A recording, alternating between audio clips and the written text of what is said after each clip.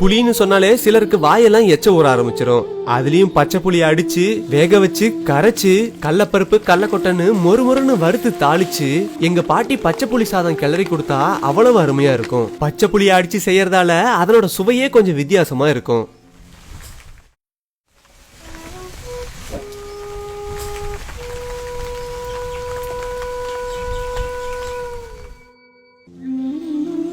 பச்சை புளி சாதம் செய்யறதுக்காக நாங்க மரத்துல இருந்து பச்சை புளிய பறிச்சுக்கிட்டோம்.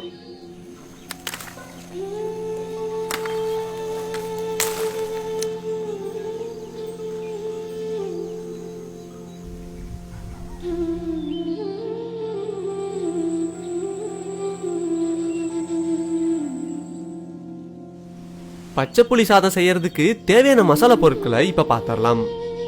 2 ஸ்பூன் கடலப்பருப்பு, 20 வரமிளகாய், 2 பூண்டு, 1 ஸ்பூன் சீரகம், 1 ஸ்பூன் வர கொத்தமல்லி, பெருங்காயம், 1 ஸ்பூன் வெந்தயம், 250 கிராம் நிலக்கடலை. புளி சாதம் செய்யறதுக்காக நாங்க 1 கிலோ அரிசியை பயன்படுத்திக்கிட்டோம். அதே போல 1/4 கிலோ பச்சை புளியும் பயன்படுத்திக்கிட்டோம். இப்ப புளி சாதத்துக்கு வறுக்க வேண்டிய மசாலாக்கள் எல்லாத்தையும் வறுக்க ஆரம்பிச்சிடலாம். வெந்தயம், சீரகம், பெருங்காயம் மூணையும் சேர்த்து நல்லா வறுத்து எடுத்துக்கலாம். வெந்தயம் சீரகம் எல்லாம் நல்லா வறுத்தாச்சு. இப்ப அரைக்கிறதுக்காக ஆற வச்சிடலாம். அடுத்து நம்ம எடுத்து வச்சிருந்த வர கொத்தமல்லியையும் நல்லா வறுக்க ஆரம்பிச்சிடலாம். கொத்தமல்லியையும் நல்லா வறுத்தாச்சு. அரைக்கிறதுக்காக ஆற வச்சிடலாம்.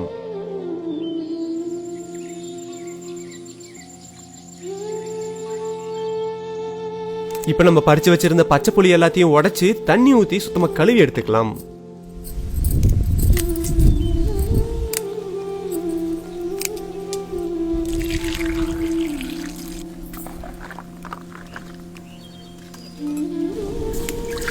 இப்ப ஒரு சட்டியில கொஞ்சம் தண்ணி ஊத்தி நம்ம கழுவி வச்சிருந்த பச்சை புளிய போட்டு நல்லா வேக வச்சிடலாம்.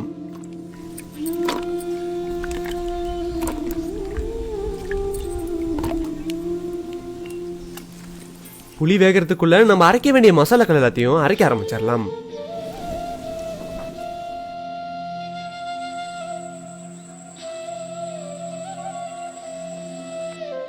இப்ப நம்ம வறுத்து ஆற வச்சிருந்த வெந்தயம், சீரகம், பெருங்காயம் இது மூணையும் அம்மியில போட்டு அரைக்க ஆரம்பிச்சிடலாம்.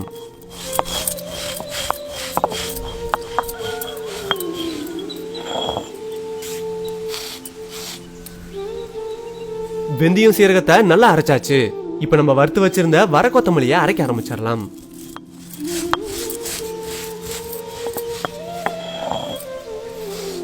வர கொத்தமல்லியையும் நல்லா அரைச்சுக்கிட்டாச்சு.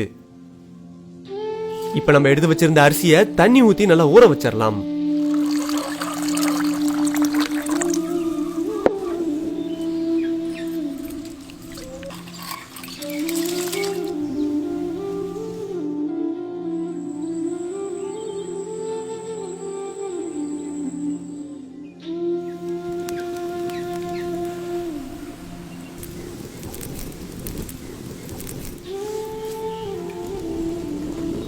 நம்ம வேக வச்சிருந்த பச்சை புளி இப்ப நல்லா வெந்துருச்சு.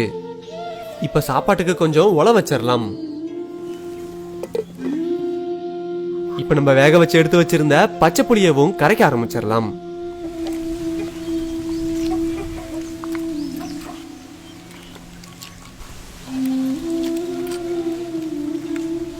பச்சை புளியில இருக்க ஓடு கொட்டை எல்லாத்தையும் தனியா பிரிச்சு எடுத்து கரைச்சு எடுத்துக்கலாம்.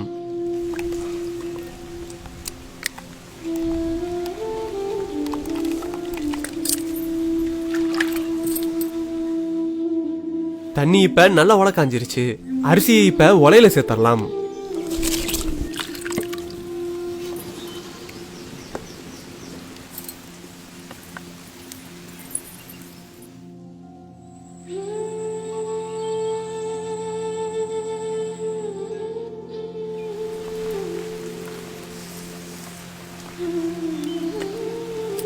சோறு இப்ப நல்லா வெந்துருச்சு.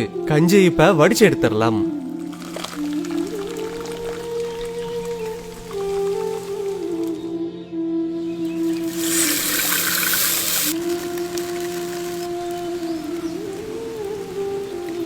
சட்டி நல்லா சூடானதும் நம்ம கரைச்சி எடுத்த பச்சை புளிய சட்டியில ஊத்தி மஞ்சத்தூள், கல்லுப்பு ரெண்டையும் சேர்த்து நல்லா கலக்கி விட்டுறலாம். பச்சை புளியை இப்ப கொதிக்க வச்சு நல்லா சுண்ட காய்ச்சிக்கலாம். பச்சை புளியை இப்ப நல்லா சுண்ட காய்ச்சியாச்சு, தனியா எடுத்து வச்சிடலாம்.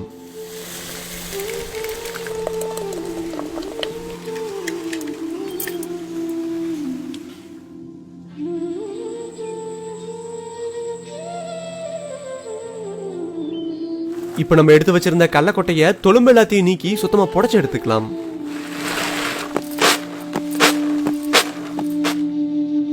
சட்டி நல்லா சூடானதும் இப்ப கொஞ்சம் கடலை எண்ணெயை ஊத்திக்கலாம். எண்ணெய் நல்லா காஞ்சிருச்சு. இப்ப கொஞ்சம் சீரகத்தை சேர்த்துக்கலாம். இப்ப நம்ம உரிச்சு வச்சிருந்த வெள்ளை பூண்டை சேர்த்துக்கலாம். இப்ப நம்ம எடுத்து வச்சிருந்த கடலைப்பருப்பையும் சேர்த்துக்கலாம். இப்ப 20 வரமிளகாயமும் சேர்த்துக்கலாம்.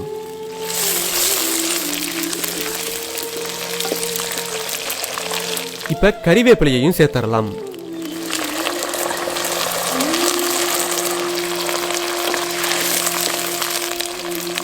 இப்ப சுத்தம் பண்ணி வச்சிருந்த கடலக்கொட்டையை சேர்த்துக்கலாம்.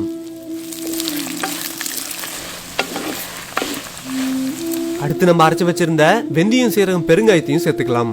இப்ப அரைச்சு வச்சிருந்த கொத்தமல்லியையும் சேர்த்துக்கலாம். அரைச்ச மசாலா எல்லாம் சேர்த்து நல்லா கலக்கிட்டு உடனே இறக்கிடலாம், இல்லைன்னா மசாலா கருகி போயிடும்.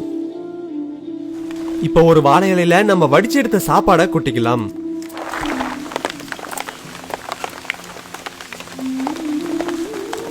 சாப்பாடையெல்லாம் நல்லா உடைச்சு விட்டுட்டு நம்ம தாளிச்சு வச்சிருந்த மசாலாவை இப்ப சேர்த்துக்கலாம்.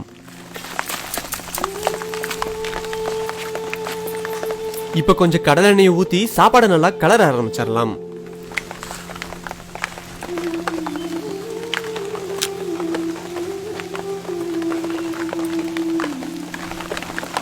இப்ப நம்ம கொதிக்க வச்சிருந்த பச்சை புளியையும் சாப்பாடோட சேர்த்து நல்லா கிளற ஆரம்பிச்சிடலாம்.